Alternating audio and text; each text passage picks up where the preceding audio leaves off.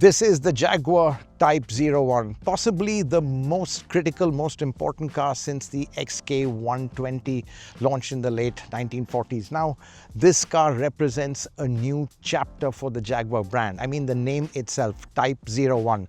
Type, it harks back to the legacy names, E-Type, F-Type, and now Type 01. 01 because it's the start of a new chapter for Jaguar. 0 for zero emissions. This is all electric, and this product really is defining Jaguar for the future. Now, Jaguar has packed a lot into this. We have got some stats: over 1,000 horsepower, 3 electric motors, a 120 kilowatt hour battery, 3.2 meter long wheelbase. So this is a very, very big car.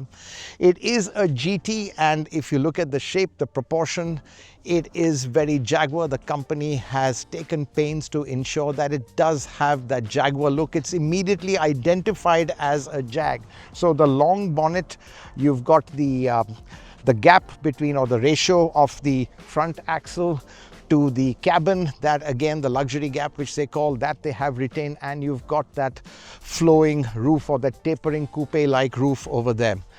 One downside of that is the small window, so really this isn't a great place for rear passengers, which in India could be a concern because cars like this, they tend to be chauffeur driven. Small window over there, but overall proportions absolutely spot on.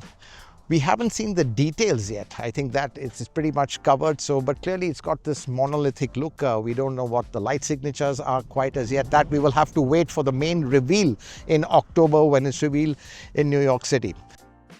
Whilst the proportions are very Jag-like, the actual design and styling is likely to be very polarizing, because the Type 01 will have the same styling elements and same styling details as the 00 concept, and that got a lot of flack. But Jaguar says that's the heated conversations they want. But again, just to emphasize how important this car is, Jaguar has no products right now. The ICE range is gone. Even the electric I-Pace isn't there. So this is really the start of not just a new chapter, but a reborn Jaguar. And this is the first model. A lot is banking on it, and we are going to take it for a quick spin. So I'm driving the Jaguar Type 01. This is it. This is the future of Jaguar.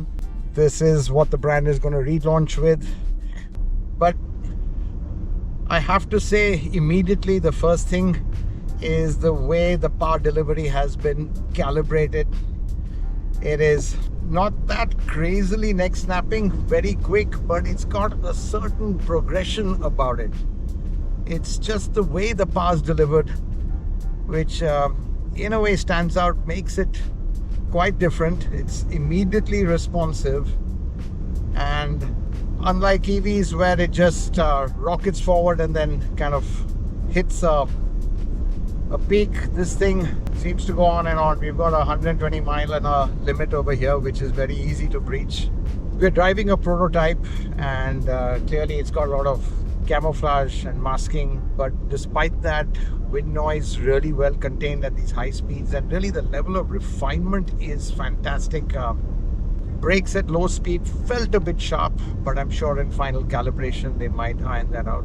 This isn't a track car, clearly. It's a long distance GT, and the way it cruises, the way it kind of holds its line through these fast sweepers really gives you a lot of confidence. We've been restricted to just one mode, and that's comfort mode. And I can tell you that as we get onto these slightly uneven bits, the pliancy is just pretty amazing. I'm deliberately driving over some of these cat's eyes, and no sharp edges filtering through, which is pretty amazing for a car riding on these low pro tires on 23-inch wheels. So quite honestly, what really stands out above everything else is the ride comfort, the refinement. Even on these bumpy bits of the multitude of tracks we have at Gaydon over here, it is so pliant. Body control also pretty good.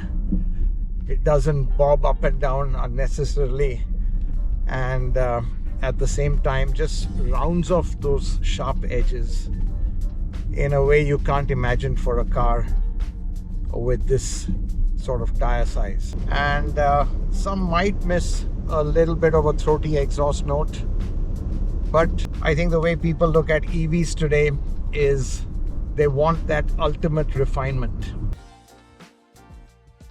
Given that Jaguar has shut down traditional production lines, killed off the I-Pace and staked its future on a small family of high-end EVs, this Type 01 is really make or break. But the good news, based on this early drive, is that the future, at least from behind the wheel, feels very promising. This Type 01 feels every bit a Jag.